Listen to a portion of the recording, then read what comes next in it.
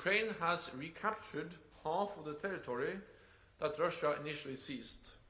In the Black Sea, Ukraine has pushed back the Russian fleet, enabling the continued export of grain to world markets. The Ukrainians are not running out of courage, they are running out of ammunition. We need to step up now to ensure our support is built to last.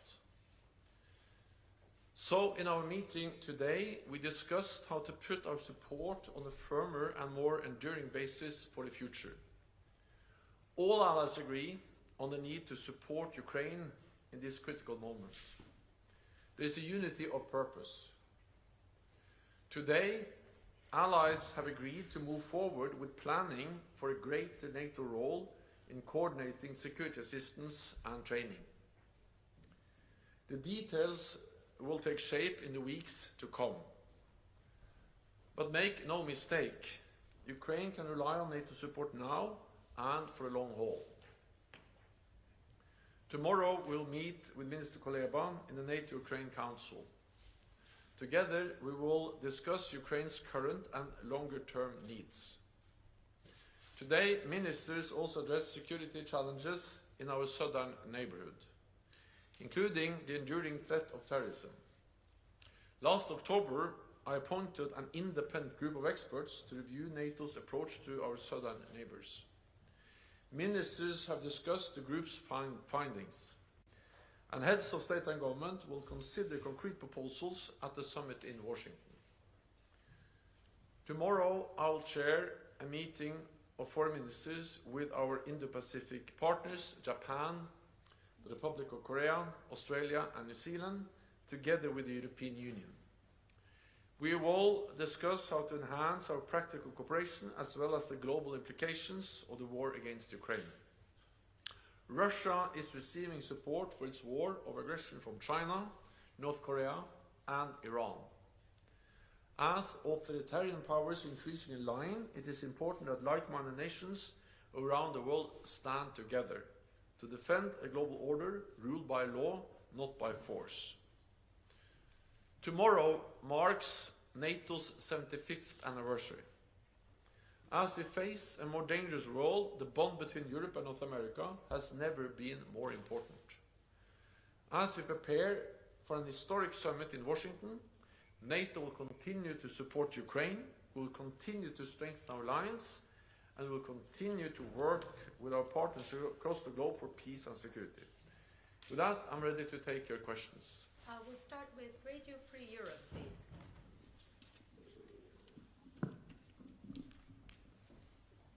Olena Abramovich, Radio Free Europe. Thank you for giving me the floor. Ukrainian Service and Current Time TV. I have a question regarding this proposal of long-term support for Ukraine, especially this $100 billion for 5 years. Have you discussed it already with the partners, and what was their reaction? And do you think that this amount of 100 billion is the one you are going to reach? Thank you. As again, I cannot go into the details of the proposals. I have seen that you have been extensively briefed, but not by me, and I will not share the details because we are now in the process of developing a more robust and enduring institutionalized framework for support to Ukraine.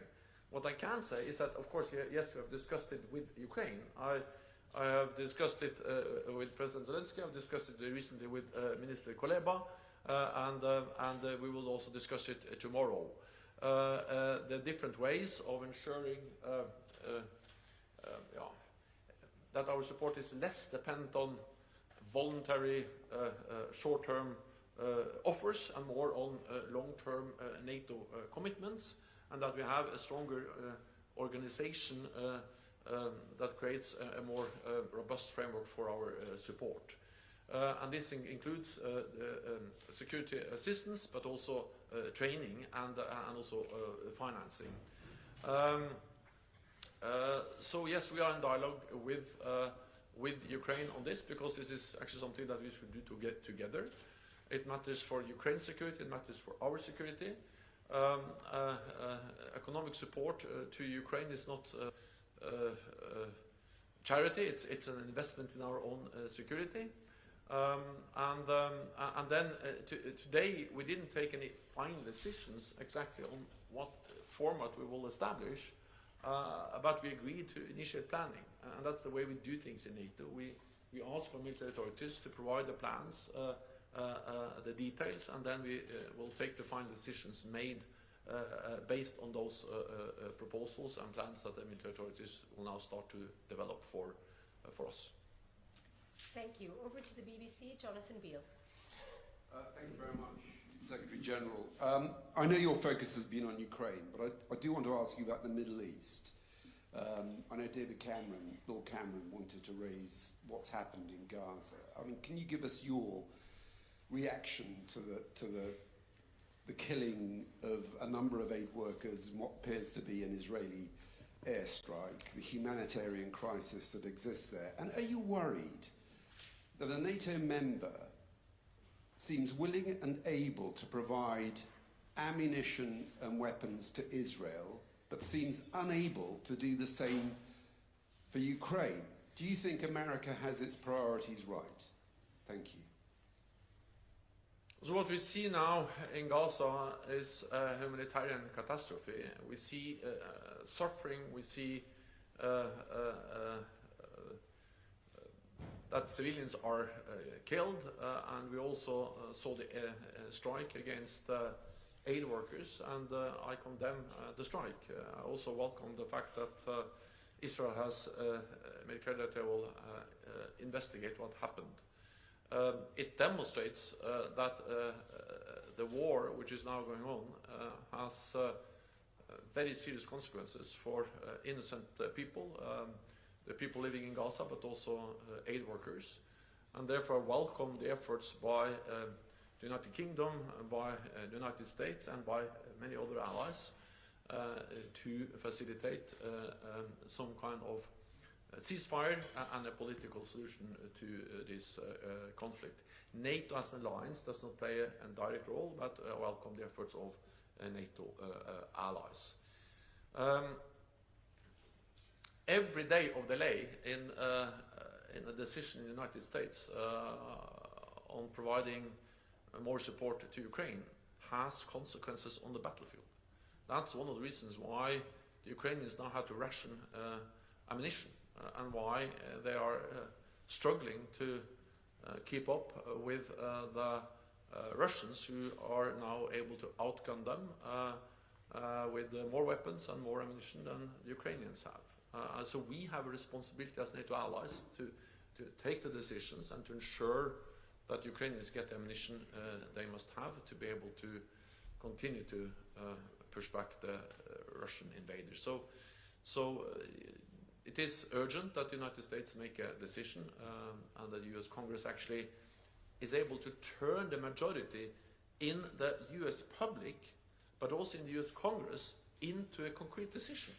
Because every time I meet representatives from the US Congress, I met many of them over the last weeks, they assure me that there is a majority in the US, and also in the US Congress, for support. But so far they haven't been able to turn that majority into a decision, and that's exactly what we all now are waiting for, and it is urgent. Thank you. Thomas from FATS. Thanks a lot. Thomas Kutschka, Frankfurter Allgemeine Zeitung. Secretary General, on the ammunition question, we've heard from the Czech foreign minister today that they still lack funding for their initiative to provide Ukraine on a short-term basis with 155 artillery ammunition. Have there been any signals today in the room that allies are willing to step up their short-term commitments, or have there been concrete commitments towards that? And a second question, President Zelensky last week has warned that if they don't get US support, they might have to retreat. How big do you assess the risk of a Russian breakthrough in the next months?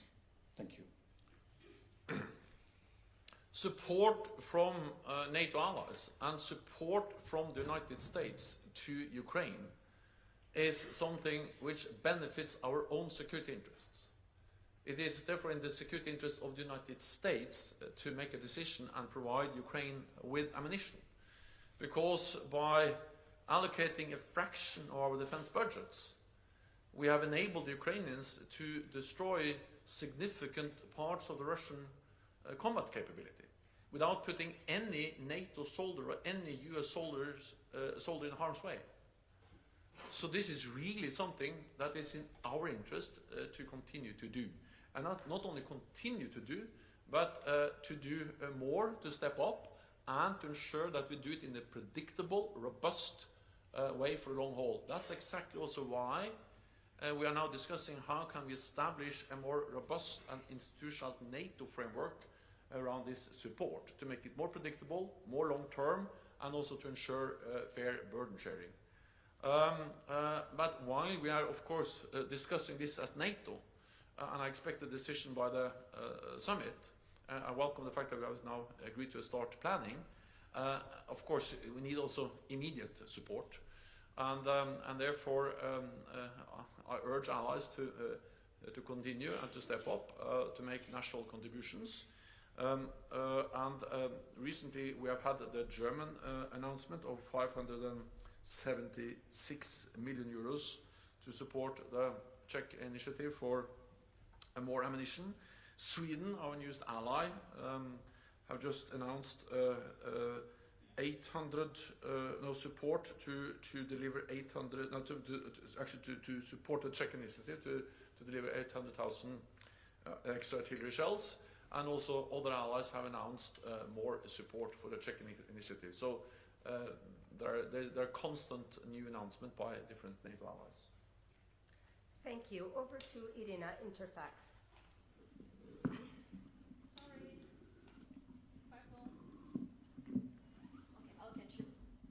Thank you, Farah.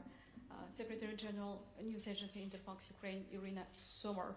Talking about expectation from upcoming summit in Washington, Ukrainian side speaks about some kind of invitation, like in the case of the European Union, where Ukraine is candidate country but not member yet. Is it possible in the case of NATO? Can actually NATO invite Ukraine, and then over the time when all criteria will be met, Ukraine will be member of NATO? Thank you. All allies agree that Ukraine will become a member. All allies agree that we need to continue to move Ukraine closer to NATO membership. We made important decisions last year. We are implementing those now with the removal of the membership action plan.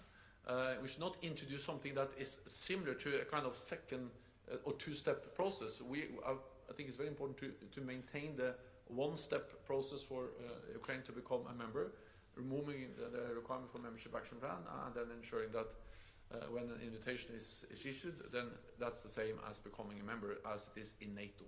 That's the difference between NATO and the European Union. In the European Union, of course, when you are invited, it can take years from an invitation to membership. While in NATO, when you are invited, it's something that happens very soon after. We should just avoid creating also again a kind of two-step process towards membership.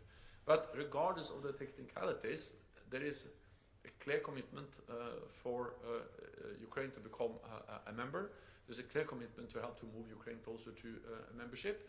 And I think we also need to realize that when this war ends, everyone realizes that there has to be some kind of guarantees that this is really the end, that it's not only a pause where Russia reconstitutes its forces, rest and then regroup and then attack again.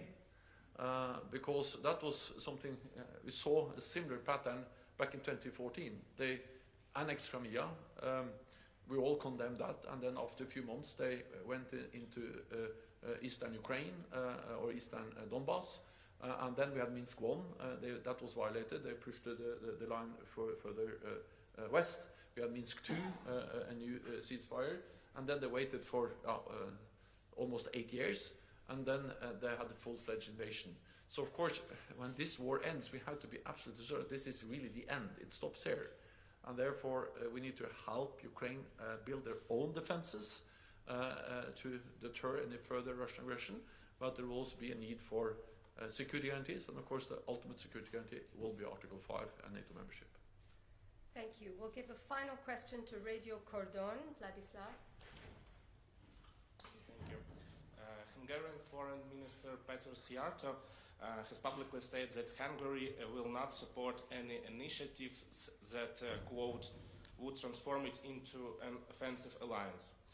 He was talking about NATO engaging more in coordination of military support for Ukraine. What's your take on that? And do you think your proposals will eventually be adopted at the Washington summit? Thank you. NATO is and will remain a defensive alliance. NATO is and will remain not a party to the conflict in Ukraine. And we need to remember what this is. This is a war or aggression by Russia invading another country, violating international law. And then Ukraine has the right, according to international law, to defend itself. We as friends of Ukraine, we have the right to support Ukraine in upholding the right for self-defense, also based on international law. That doesn't make us party to the conflict, and a more robust NATO framework to coordinate and security assistance training will not change that. NATO allies will fundamentally do the same as they do today on a more bilateral basis or in other frameworks, the EU, the Ramstein format, and through the multilateral capability coalitions.